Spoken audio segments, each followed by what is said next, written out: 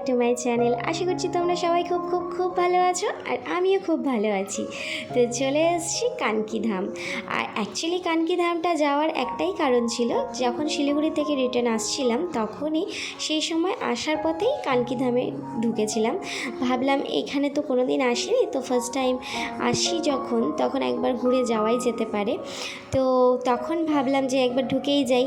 তো মন্দিরটার ভেতরে ঢুকলাম, ঢুকে বেশ ভালো লাগলো। আর অনেকটা এরিয়া জুড়ে বেশ মন্দিরটা হয়েছে, কিন্তু আর এখানে যে এত বড় মন্দির হয়েছে সেটা আমার জানা ছিল না, কিন্তু ঢুকে বেশ খুব ভালো লাগলো। এখানে হসপিটাল থেকে শুরু করে সমস্ত কিছু রয়েছে, আর বিভিন্ন মন্দিরও রয়েছে, যার মধ্যে থেকে আমি অনেক মন্দিরেই যাইনি তোমাদের সাথে, তার জন্য সেগুলো শেয়ার করতে পারবো না। আমি যেটুকু গিয়েছি আমি তোমাদের সাথে সেটুকুই শেয়ার করছি। তো চলো ভিডিওটা দেখতে থাকো।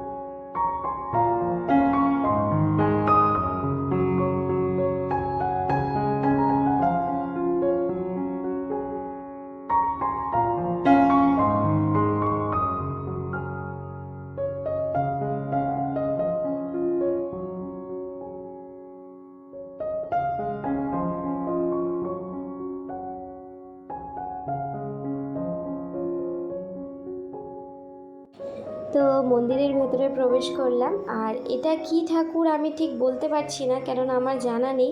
যদি তোমাদের জানা থাকে অবশ্যই আমাকে কমেন্ট করে জানিও যে এই ঠাকুরটার নাম কি। আমি ঠিক বলতে পারছি না, যেহেতু আমি জানি না। তো যাই হোক, মন্দিরটার ভেতরটা কিন্তু খুব সুন্দর ছিল, আর খুব ভালোও লাগছিল মন্দিরের ভেতরটা। এখানে দুজন ঠাকুরমশাইও ছিলেন। এই জায়গাটার পরিবেশটা কিন্তু খুবই শান্ত, আর মানুষ এসে এখানে দেখছি বসেও ছিল অনেকে। আর এই চারিদিকের পরিবেশটাও কিন্তু খুব সুন্দর। এখানে মানুষ, পার্ক আছে, সবাই এসে এখানে খেলাধুলো করে, হসপিটাল আছে, থাকার জায়গা আছে, সমস্তটাই এখানটায় রয়েছে। তো যাই হোক, আজকের মতন ভিডিওটা এই পর্যন্ত। যদি তোমাদের ভালো লাগে অবশ্যই লাইক, শেয়ার, সাবস্ক্রাইব করতে একদম ভুলো না। তো আজকের মতন টাটা, দেখা হচ্ছে নেক্সট ভিডিওতে।